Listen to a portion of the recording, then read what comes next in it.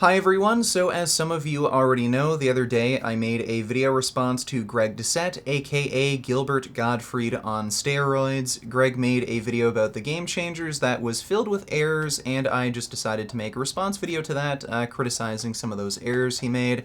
Well, Greg made another response video back to me, and unfortunately, once again, it is riddled with errors, and it's also nearly 30 minutes long, so that's too long for me to respond to every single criticism Greg made, so I'm just going to try and shorten this video down to a reasonable length. So I'm just going to respond to some of the more major criticisms Greg made. Because Greg is a liar! He lied about everything! But no, Greg, you're lying. Did I really? Or did he just handpick things and try to make it look like I lied? He starts quoting that DEXA scans are some magic holy grail of testing body fat. And so they had a group of people in the movie, and one went keto, so low carb, and the other went vegan, so like high carb, obviously. And the vegans lost less muscle, and the ketos lost muscle, and it was proven because of a DEXA scan. He's an idiot. He doesn't even know what a DEXA scan is or how it works. You can fool a DEXA scan. Okay, you go get a DEXA scan this morning. Greg Doucette, 195 pounds, 5.5% body fat. I eat no carbs today, show up tomorrow without drinking any water, and take a diuretic, and I weigh 185. It's gonna say, Greg Doucette, 185, 5.4% body fat. And then it's gonna spit out, you lost 9 pounds of muscle. Did I lose 9 pounds of muscle?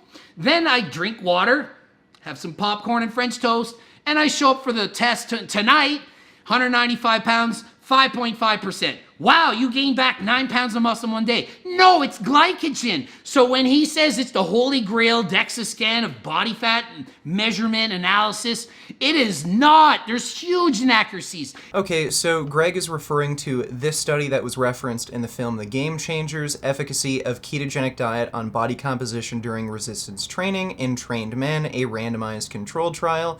Well, Greg got a number of things wrong. He claimed that the study involved a plant-based diet group, and he also claimed that this was a weight loss study, when neither of these things are true. This was not a weight loss study, quite the opposite in fact. They instructed study participants to eat a hypercaloric diet, so they were trying to get the study participants to gain weight, not lose weight, and there was no plant-based diet group.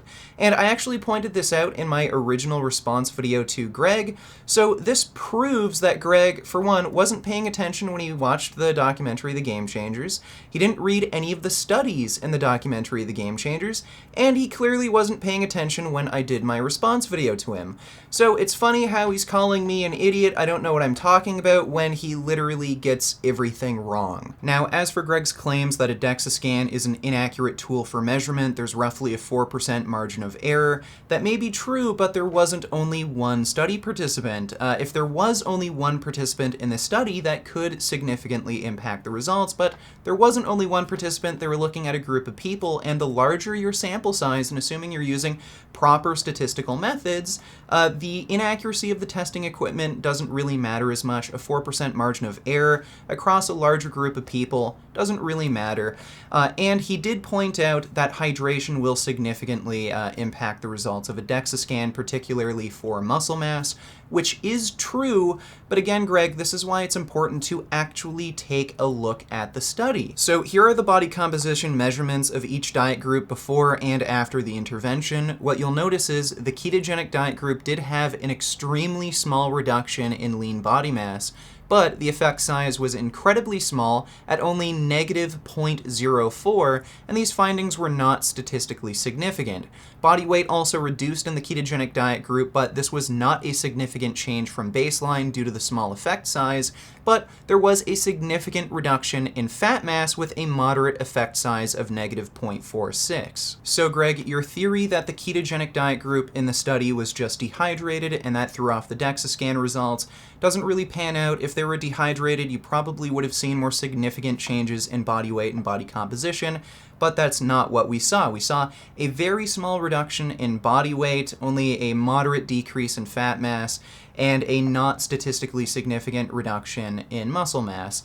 And the results from this study are similar to other experiments. Low carbohydrate diets are well known for increasing nitrogen excretion, which is a sign that you might be losing muscle mass or you might be having more trouble maintaining or gaining muscle mass. So the results from this experiment doesn't blow my mind. Low carbohydrate diets are kind of well known for making it a bit more difficult to hold on or gain muscle mass. And by the way, I pointed all of this out to Greg in the comment section. I pointed out how he was misrepresenting the film, misrepresenting the research, and all he did was give me this passive-aggressive reply, basically calling me a dum-dum, I guess. Well, who's the dum-dum now, Greg? Then I say, quote, "It's easier to get protein if you eat meat, fish, veggies." How is that debatable? And then he wants evidence for this. I need to quote evidence? Okay, guys, I can no longer use electricity to heat my house. Well, it's going to be harder to stay warm this winter. No, it's not, Greg. You're an idiot. You can go buy snowsuit, extra pants, 4 layers of clothes, 4 pairs of socks, and you could burn a candle and get a lighter.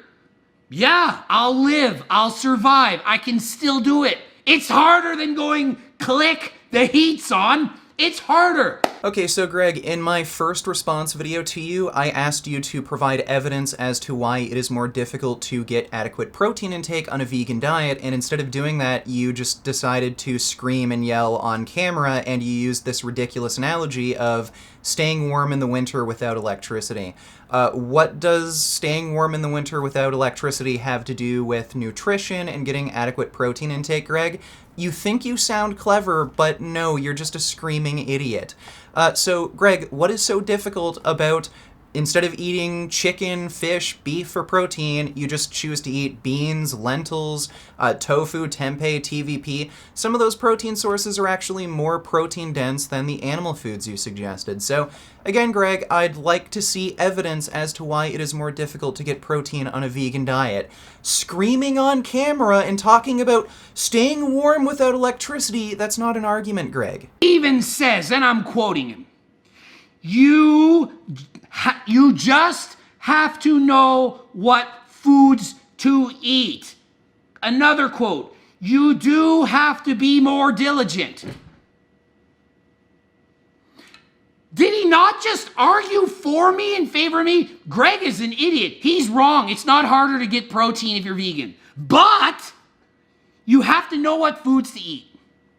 And you need to have to be more diligent. Okay, so Greg is just misquoting me. I don't know if he's doing this deliberately, but this is what I actually said in my video. So, no, Greg, it's not more difficult, it's not more complicated, you just have to know what foods to eat.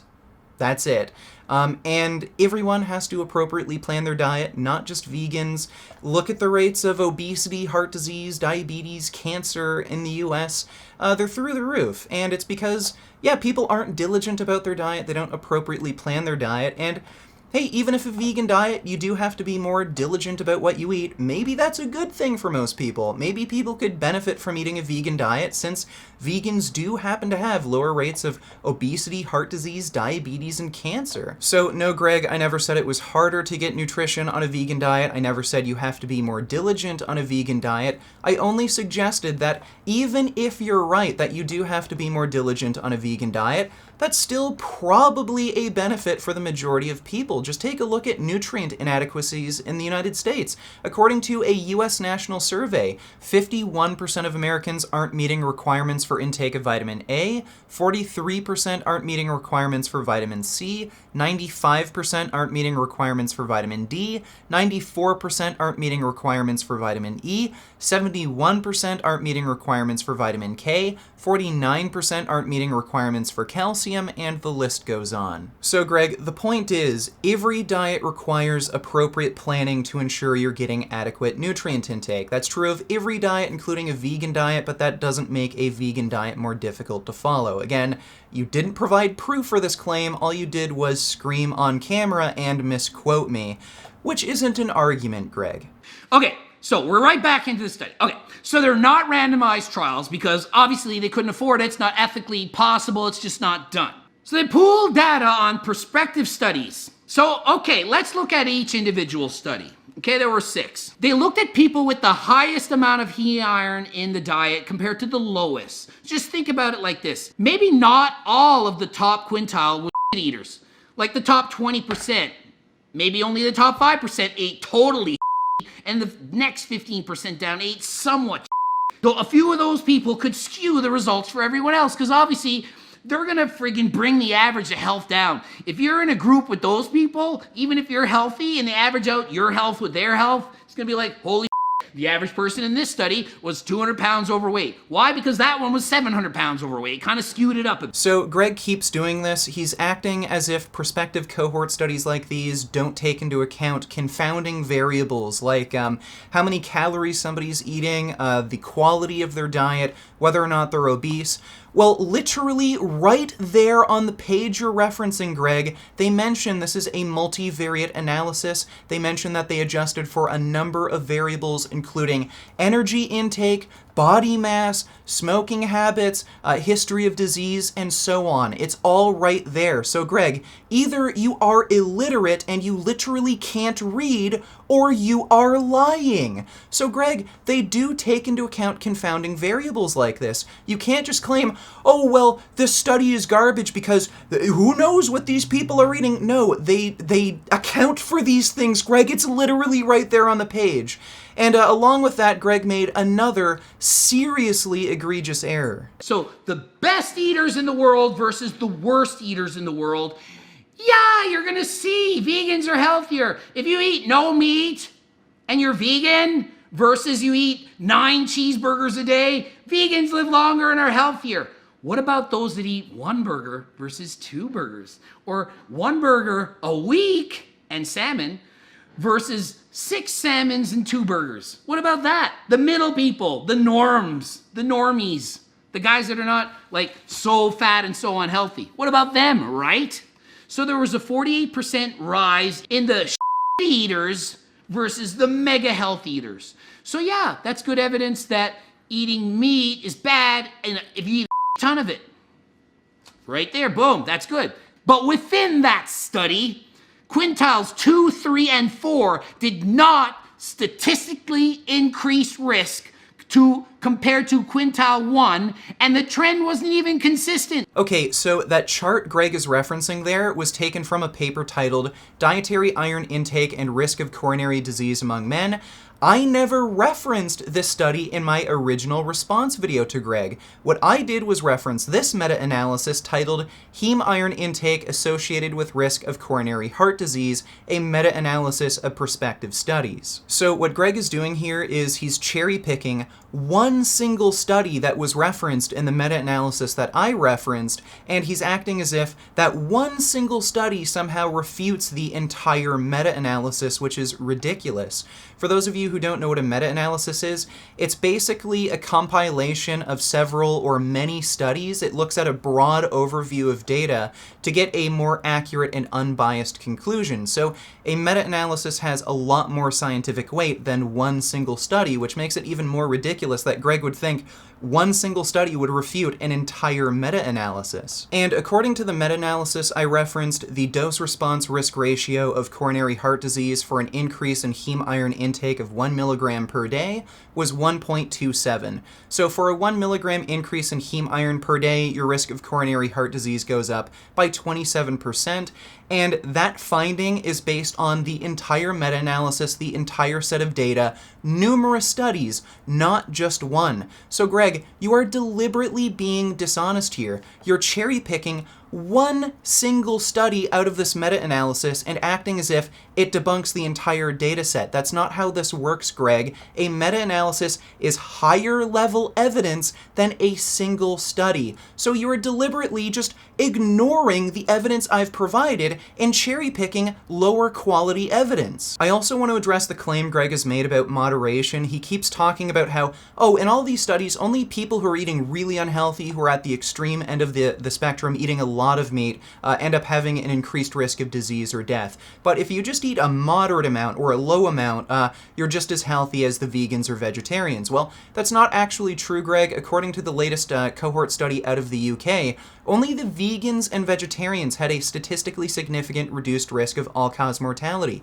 Low meat eaters and fish eaters did not have a statistically significant reduced risk of all-cause mortality. So the inherent benefits of a plant-based diet are undeniable. Greg, it's just an inherently healthier diet. Meat is not good for you. Even if you're eating a low amount of meat, you are still increasing your risk of chronic disease and death. So, I think that's all I have to say, Greg. I've proven that not only are you wrong, but you are a dishonest cherry-picking liar. And I also noticed that you ignored my challenge for a live debate. I can see why you would get absolutely destroyed in a live debate against me. You are a lying moron, and this kind of would not work against me in a live debate scenario. So, have fun with your bull channel of lying and being dishonest whenever it comes to a plant-based diet, and as always, keep making those vegan gains. Beef. What a relief. When will this poisonous product cease? This is another public service announcement. You can believe it or you can doubt it. Let us begin now with the cow. The way it gets to your plate and how.